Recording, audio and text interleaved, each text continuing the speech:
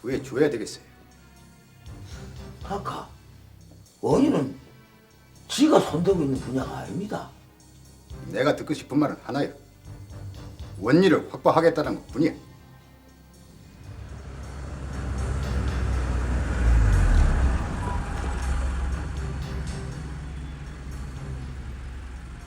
그래, 그래도 살아있는 몇 곳은 있구나.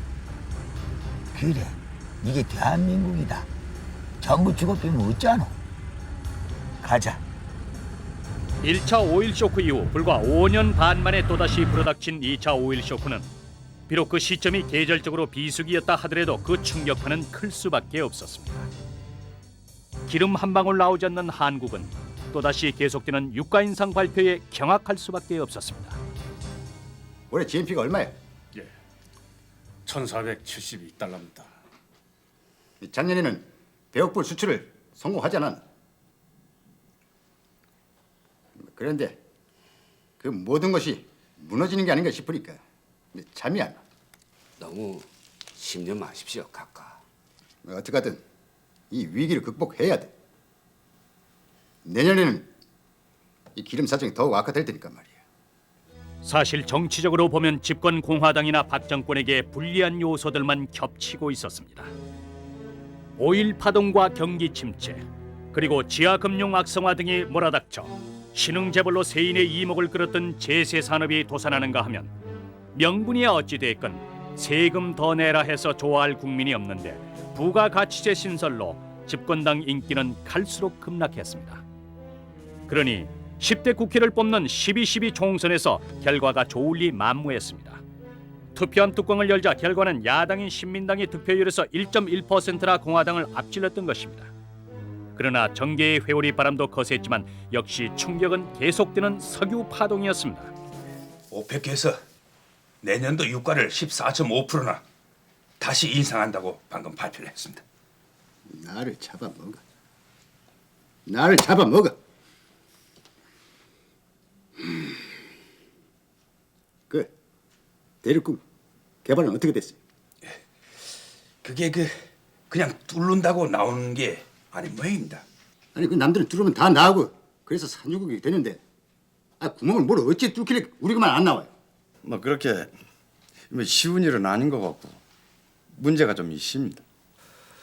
바닷속에서 석유가 나올 수 있는 구조는 대륙봉인데 그 대륙봉이 인근 국가들하고 서로 영해권을 주장할 경우에는 적지 않은 문제가 발생할 수 있습니다. 그럼 이게 일본의 문제인가? 그렇습니다. 일단 해양 시추에 관한 제반 법안을 만들고 이를 추진해. 이른바 대륙봉 개발은 이렇게 해서 시작이 됐습니다. 산유국의 꿈을 실현시켜보자고 했던 정부는 한반도 근해 대륙봉에서 석유가 나올 확률이 높다는 조사에 따라 더 한층 기대하기 시작했고 1970년 1월 1일을 기해 해저 광물 자원 개발법을 공포함으로써 대내외의 대륙봉 개발을 선언하게 됐던 것입니다. 그러나 일본이 잠잡고 있지 않았습니다. 일본 정부는 부존 가능성이 가장 높다는 제7광구가 일본 대륙봉이라고 주장하고 나온 것입니다. 아니 그동안 가만히 있다가 왜 우리가 개발한다니까 트집이야? 그냥 밀어붙여. 아니 먼저 발굴해서 뽑아내면 임자지 말이야. 바다 한가운데 있는 걸 이제 와서 무슨 수작들이야 그래? 실무자 협의를 요청하고 있으니 응해할 것 같습니다.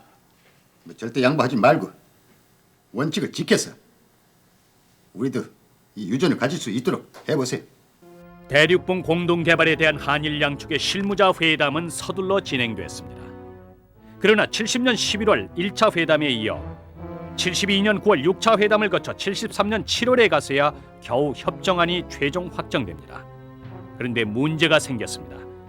일본 정부가 외교 교섭에서는 확정을 해놓고 77년까지도 국회에서 법안 처리를 하지 않고 계속 지연시키고 있었던 것입니다. 일본의 속셈이 도대체 뭐요? 그들도 7강구에서만 50억 톤에서 100억 톤의 석유가 매장돼 있을 거라고 자신을 했다면서. 그렇습니다. 이미 68년 에카페 조사에서도 7강구와 사우디 사파니아 유전과 지질구조가 같다는 연구 결과를 밝혔습니다. 그런데 왜 국회에서 비준을 안 하느냐 말이야. 준공하고 외교마찰을 일으키지 않으려는 계산 같습니다. 일본에 통과시오. 만약에 이번 회기 안에 공동 개발 법안을 통과시키지 못하면은 우리가 단독 개발을 하겠다고 말이지. 마침내 일본은 법안을 통과시킵니다. 그러나 그럼에도 불구하고 예상했던 대로 대륙봉 개발은 시작이 되지 못합니다. 이번에는 중공이 시비를 걸고 나오는 것입니다.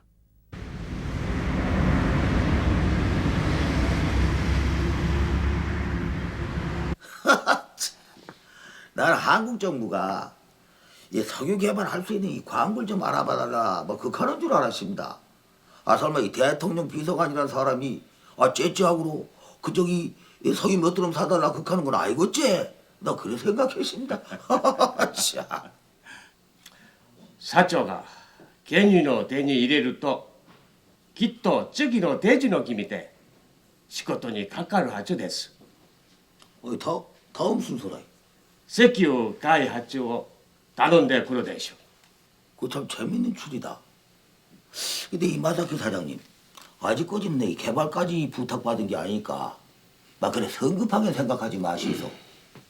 하지만 또 내 생각은 이렇습니다. 국가가 급할 때 돕는 거는 이 국민된 도리가 아니겠느냐. 그래서 이 내일 아침 일찍이 막 자카르타로 갈 참입니다.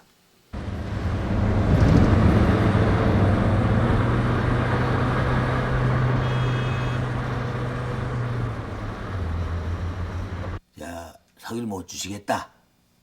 아, 그카면 내한테 이 인도네시아 시민권을 줘야 되겠습니다. 나는 얼굴이 없어서 한국에 못 돌아갑니다. 내가 여기서 이 세계 석유 못 얻어간다. 아, 그러면 내 얼굴이 뭐가 되겠어요? 예? 아, 내가 그동안 얘기한 거 전부 뻥이라 할 거 아닙니까? 아, 인도네시아 이 꼴 최경월 이 관계가 없어집니다 이 말입니다. 예? That's nice. Then don't go back to Korea. Just stay here, run the business. 지금 한국은 석유 수입원이 맥혀갖고 북세 난리통이 났습니다. 예? 아 근데 지나다 이 가면서 석유 몇 배를 못 주신다 이 말입니까? 예? There might be technical problem and government guideline. Well, why don't you meet President Hariyono? I will talk to him in advance. 그럼 뭐 당장 만나러 가죠 뭐. 아니 근데 이 석유공사 정제가 안 된다 이 감 그때 어쩌죠? Then I have no way to have a meeting with Mr. President. 뭐 이 대통령보다 높은 사람 없으니까 가보죠. 총재님, 이 석유 때문에 한 나라가 쓰러진다 이 하는 말 들어봤습니까? 그 정도로만 절박합니다. You know, we are supposed to indicate the amount of oil production every year. So it is impossible to produce more oil. 지가 언제 그런 부탁 드립니까? 에? I know you are the man who never asks for something to anybody. And if I refuse your proposal, the pressure will come from every corner. 지가 언제 압력 넣으십니까? 이 남의 나라 와서 이 장사하는 것만 해도 고마운데 지가 압력 넣다니요. This time it's really impossible, you see. 알았습니다. 기름 전쟁을 목전에 둔 시점에서 하리요노 총재를 만난 최계월도 원유 수입이 불가능하다는 통보를 받을 수밖에 없었습니다. 인도네시아에서는 원유를 과잉 생산하지 않는 데다가 최고 증산을 한다고 해도 이미 구매자들이 전량 구매하기 때문에 사실상 여유분의 구입이란 불가능했습니다. 최 사장한테 너무 기대를 하는 거 아니냐? 현재로선 최 사장 말고는 믿을 데가 없습니다.